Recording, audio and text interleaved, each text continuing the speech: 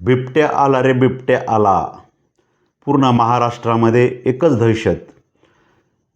पुणे, मुंबई, पालघर, बीड, नाशिक, जुन्नर आणि उर्वरित महाराष्ट्रामध्ये सध्या एकच दहशत आहे, ती म्हणजे बिबट्या आला रे बिबट्या आला. संध्याकाळ झाली की लोक घराकडे जातात.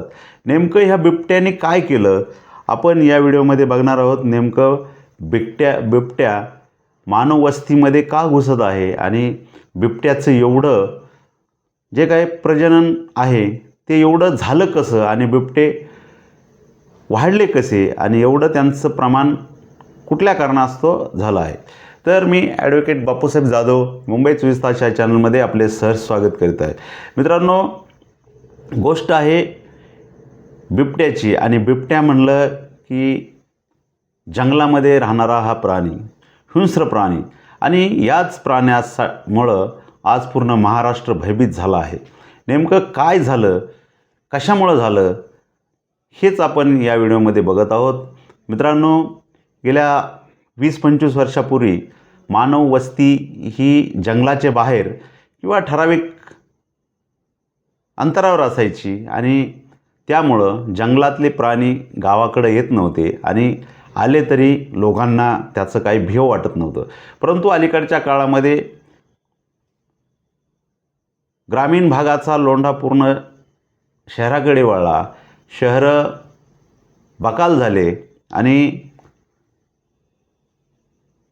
लोकसंख्या वाढल्यामुळं जे काही गावाची संख्या होती किंवा शहराची संख्या होती हद्दवाढ झाली आणि जंगलात लोक वस्ती करून राहू लागले.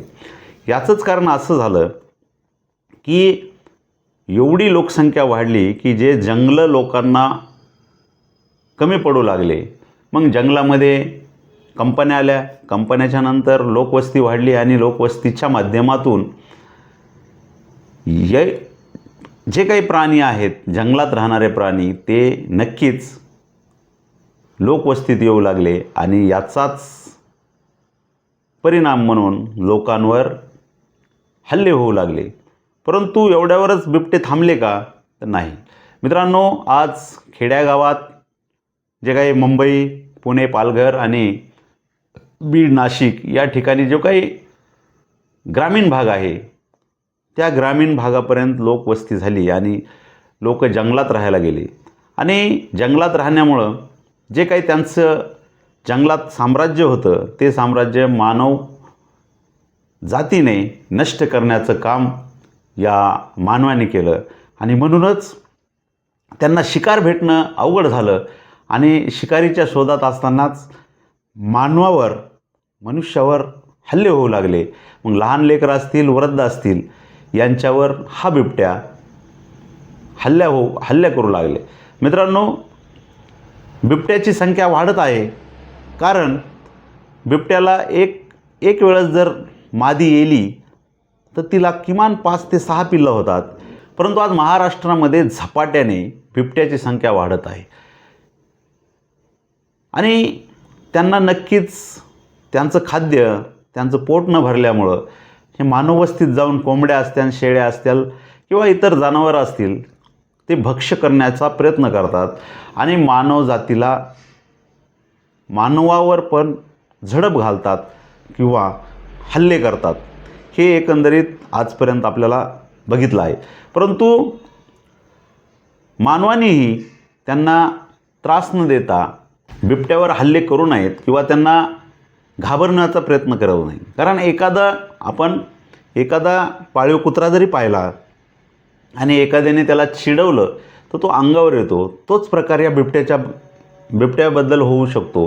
कारण ग्रामीण भागातील लोक भयभीत आहेत आणि बिबट्याला बघितल्याच्या नंतर ओरडण्याचं काम किंवा दगड मारण्याचं काम हे लोक करतात आणि म्हणून हे बिबटे मानवावर हल्ले करत आहेत आणि ह्या हल्ल्यामुळं ग्रामीण भागातील महिला असेल, लहान लेकरं असतील, हे शाळेत जायला तयार नाहीत आणि म्हणूनच शिक्षण विभागाने शाळेचा वेळ पण बदलला असं 1-2 दिवसापूर्वी सोशल मीडियावर सर्वांनी बघितलं असेल.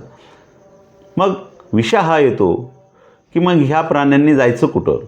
आज प्रत्येकजण वन विभागाला दोष देतो, वन विभागाला सांगतो पिंजरे लावा, आमच्या भागातून इतर ठिकाणी हे बिबटे हलवा आणि आम्हाला याच्यापासून धोका आहे.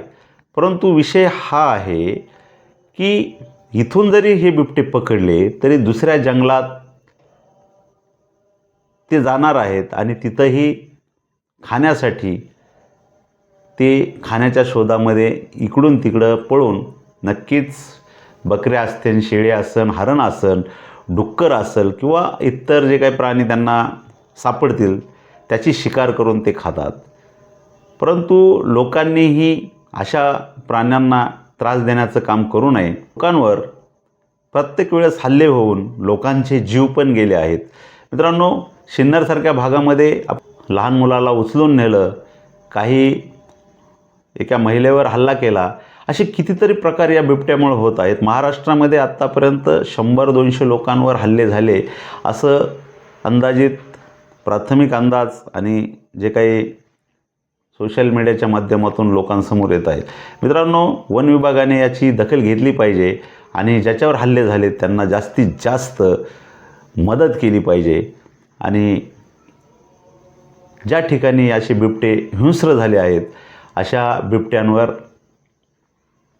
दिसताक्षणी गोळी घातली पाहिजे किंवा गडचिरोली असेल, भामरागड असेल या ठिकाणी नेऊन त्यांना सोडलं पाहिजे.